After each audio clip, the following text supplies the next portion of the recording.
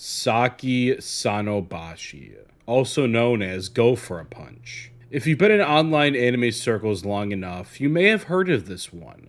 It's a short anime OVA where a group of girls get stuck in a bathroom, contemplate their own existential dread, and then brutally kill each other off or tragically take their own lives. It's a great watch that has spawned various fan-made projects and has kept the internet up at night thinking of their very own bathroom sinks. Except, of course, there's one small problem.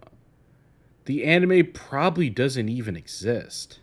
Saki Sanobashi started as the content of a 4chan thread from 2015, in which the poster described in great detail some of the events of this supposed dark web anime.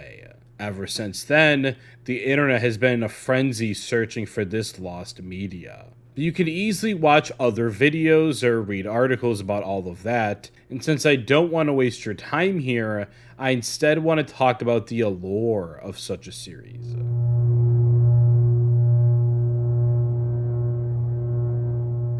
This one is rather simple, I think. As humans who know a lot of stuff, we crave mystery. Because we know a lot of stuff, we wish to know even more. So unsolved mysteries can often catch our attention. But maybe it goes even beyond that. As a child, I watched, unbeknownst to me at the time, the film Fantastic Planet. It was so weird, so bizarre to me as a child browsing the cable stations looking for something normal to watch. And yet, to this day, I'm not even sure if that story is even true, or if my dad actually showed me the film. There's something innately fascinating about such memories. There are times in your life that you're not entirely sure even existed, or if you're literally just making it up. And since your basis to reality is formed by your memories, recounting of past experiences you've had, well, when you're not sure if those memories are even real, it doesn't necessarily cause a dissociation per se, but what it does do is cause this sometimes even stranger feeling within yourself. This hardly identifiable but still visceral feeling of mystery.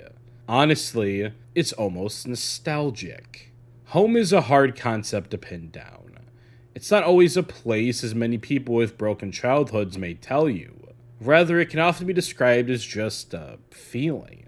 And nostalgia in its most traditional definitions was a disease of a mind that yearned for its home, usually accounting for soldiers at war.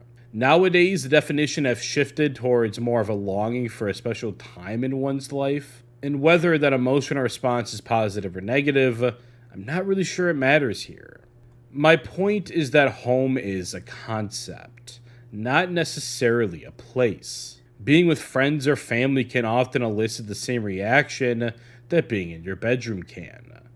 It's an innate sense of comfort, a mindset in which you can finally relax.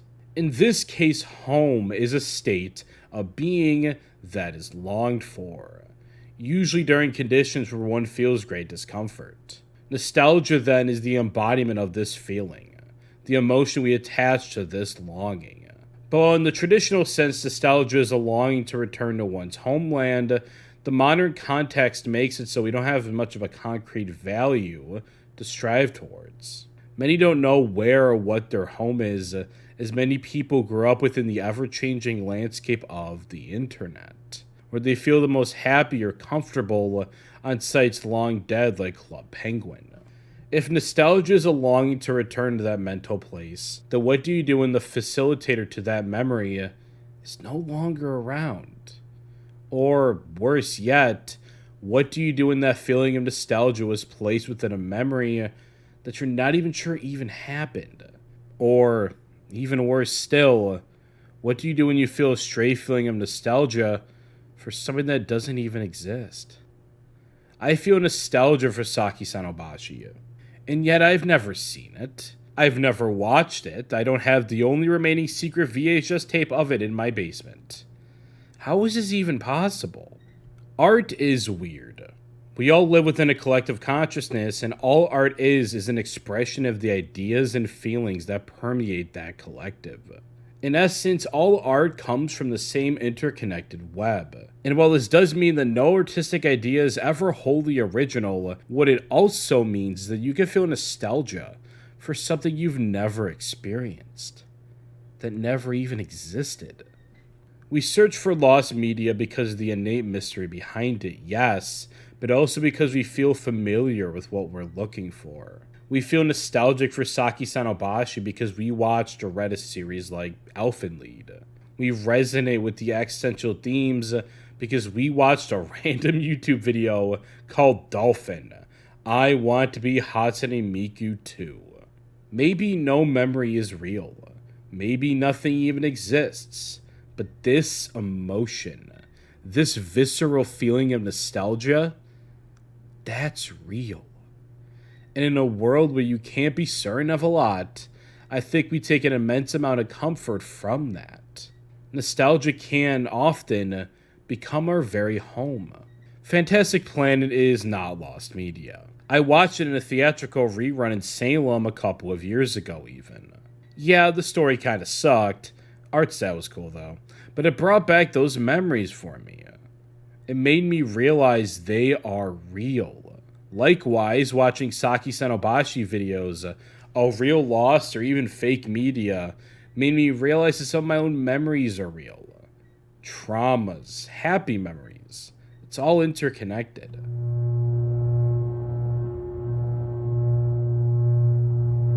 The Den, a film from 2013, is the second most disturbing film I've ever seen, right after Skinamarink.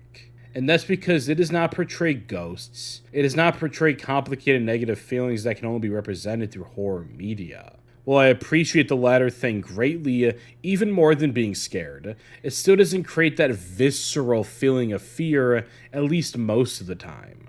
What The Den does is portray one thing: the horror of the deep web. And while it's obviously a scary thing and accounts for the mystery factor as well, what I think we find so scary about it is that it's real. But it doesn't always feel real. I don't consider myself a horrible person, at least not most of the time. Schizophrenia can be a bitch of a disease, but I realistically know those people exist. But I don't usually see it. I don't usually encounter it.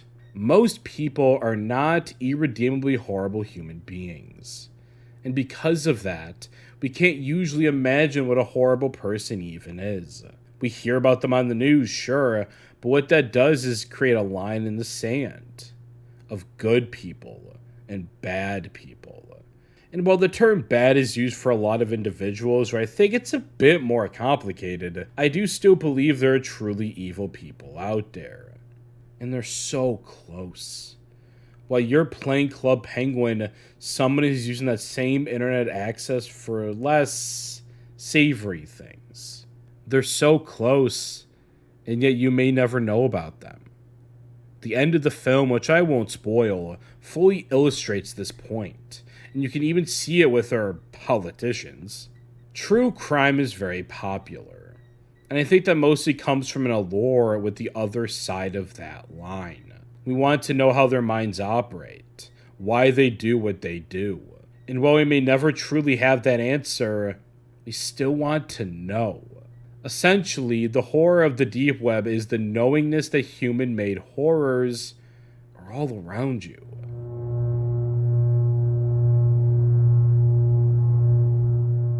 There exists a fascination with the human body. Because we exist with it as our host, it's no wonder we question its mechanisms, and importantly, how we may break them.